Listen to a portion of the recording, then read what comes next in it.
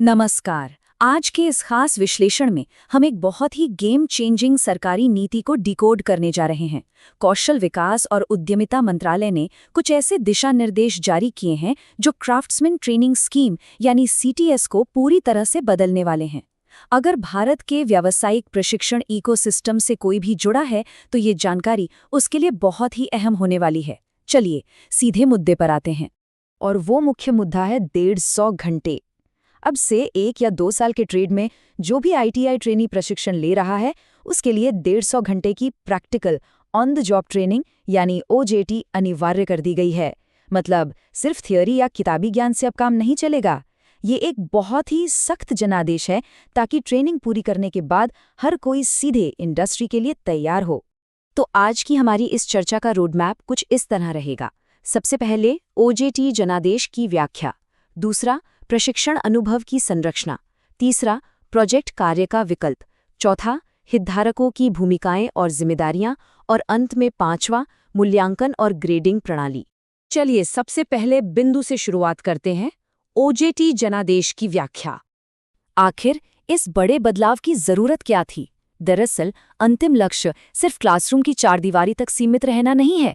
मकसद है वास्तविक दुनिया का सीधा एक्सपोजर देना। उदाहरण के लिए एक इलेक्ट्रिशियन के काम को ही ले लीजिए। ट्रेनिंग का असली फायदा तभी है जब मौजूदा इंडस्ट्री के उपकरणों, लेटेस्ट तकनीकों और रियल वर्ल्ड सुरक्षा प्रोटोकॉल से आमना सामना हो, और ये सब केवल एक असली वर्कस्पेस पर ही सीखा जा सकता है।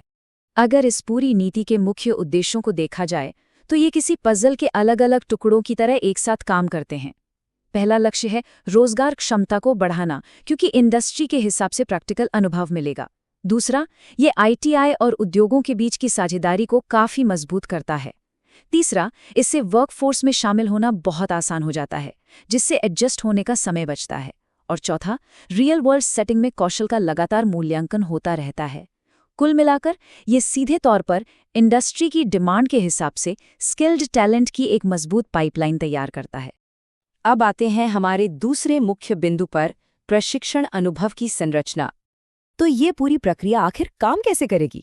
ये एक बहुत ही क्रोनोलॉजिकल या क्रमबद्ध प्रोसेस है। ऐसा नहीं है कि कोई भी ट्रेनी पहले ही दिन सीधे किसी फैक्ट्री में चला जाएगा। चरण 1 के तहत कम से कम शुरुआती 3 महीने का प्रशिक्षण आईटीआई में ही पूरा करना होता है। इसके बाद आईटीआई और किसी इंडस्ट्री के बीच एक औपचारिक समझौता होता है। ट्रेनिंग लगातार 8 घंटे या फिर अलग अलग शिफ्ट्स में भी हो सकती है, और इसकी निगरानी के लिए इंडस्ट्री के मेंटोर और आईटीआई समन्वयक दोनों मौजूद रहते हैं। यहाँ एक बहुत ही जरूरी बात यह भी है कि महिला प्रशिक्षुओं के लिए सुरक्षित सुविधाएं जैसे अलग वॉशरूम और मौजूदा महिला कर्मचारियों की उपस्थिति सुनिश्चित करना बिल्कुल अनिवार्य है। आगे बढ़ते हैं तीसरे हिस्से की तरफ, प्रोजेक्ट कार्य का विकल्प। अब यहाँ एक बहुत ही व्यावहारिक सवाल सामने आता है। क्या होगा अगर किसी खास ट्रेड के लिए आसपास कोई स्थानीय इंडस्ट्री या प्लेसमेंट मौजूद ही न हो? ऐसे मामलों के लिए प्रोजेक्ट वर्क का बेहतरीन विकल्प दिया गया है। जहां ओजेटी बाहरी इंडस्ट्री सेटिंग में असली काम के जरिए होता है, वहीं प्रोजेक्ट कार्य आईटीआई के भीतर ही सिम्युलेटेड चुनौतियों के जरिए पूरा किया जाता है। ये भी पूरे 150 घंटे का ही होगा, और इसे इंस्ट्रक्टर की कड़ी देखरेख में किया जाएगा। वैसे एक दिलचस्प बात यह भी है कि जो लोग डुअल सिस्टम ऑफ ट्रेनिंग यानी डीएसटी के तहत काम कर रहे हैं, वो ऑटोमैटिकली इसी प्रोजेक्ट वाले रास्ते पर जाएंगे, क्योंकि उनके पास पहले से ही इंडस्ट्री का एक्सपोजर होता है। चलिए अब चौथे बिंदु पर नजर डालते हैं, हितधारकों की भूमिकाएं और जिम्मेदारियां। ये पूरी व्यवस्था एक सहयोगी इकोसिस्टम पर टिकी है। इसे सफल बनाने के लिए एडमिनिस्ट्रेटिव लेवल पर एक स्पष्ट पार्टनरशिप मैट्रिक्स तैयार किया गया है। आईटीआई की जिम्मेदारी है उद्योगों की पहचान करना, एग्रीमेंट साइन करना और समन्वयकों को नियुक्त करना। वहीं इंडस्ट्री का काम है एक सुरक्षित वातावरण देना, काम सौंपना और मेंटोर उपलब्ध कराना। अब सवाल है कि ट्रेनी की क्या भूमिका है?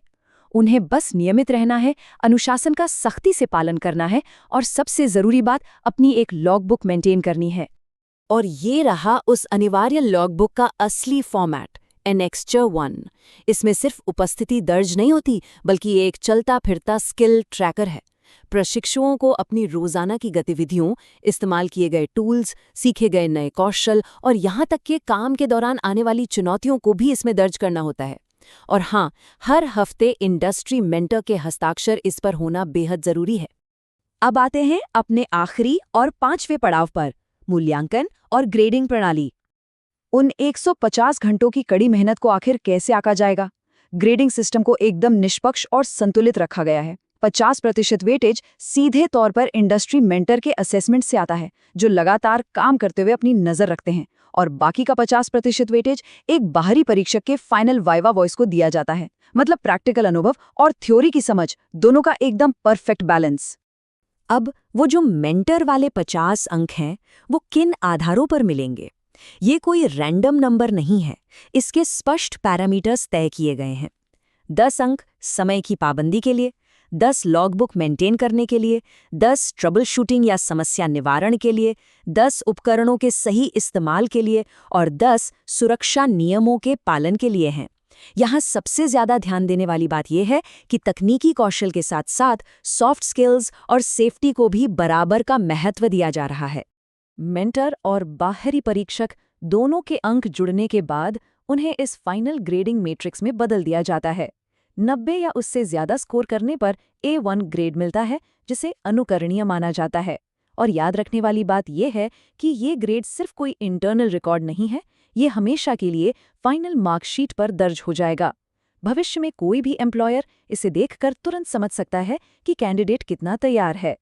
इस पूरी मेहनत का फाइनल रिजल्ट क्या है? 150 घंटे सफलतापूर्वक पूरे होने पर ITI की तरफ से एक आधिकारिक पूर्णता प्रमाण पत्र जारी किया जाता है, और सबसे खास बात यह है कि इस पर इंडस्ट्री पार्टनर का समर्थन और हस्ताक्षर भी होते हैं। इतना ही नहीं, अगर इंडस्ट्री चाहे तो वो अपना अलग से एक स्वतंत्र सर्टिफिकेट भी दे सकती है। सोचिए, ये किसी भी रेज्यूमे को कितना मजबूत बना देगा। तो इस पूरे विश्लेषण के अंत में हमारे सामने एक बहुत ही अहम सवाल आता है। ये सिर्फ कोई सरकारी नीति नहीं है, बल्कि एक बहुत बड़ा अवसर है। एडमिनिस्ट्रेटर्स, इंडस्ट्री पार्टनर्स और इंस्ट्रक्टर्स, ये सब मिलकर इस 150 घंटे के जनादेश का कैसे फायदा उठाएंगे? अगर इसे सही तरीके से जमीन पर उतारा गया तो भारत के उद्योगों को ऐसे युवाओं की एक पूरी नई पीढ़ी मिलेगी, जो पहले दिन से ही काम करने के लिए पूरी तरह तैयार होंगे। इस चर्चा में शामिल होने के लिए बहुत बहुत धन्यवाद।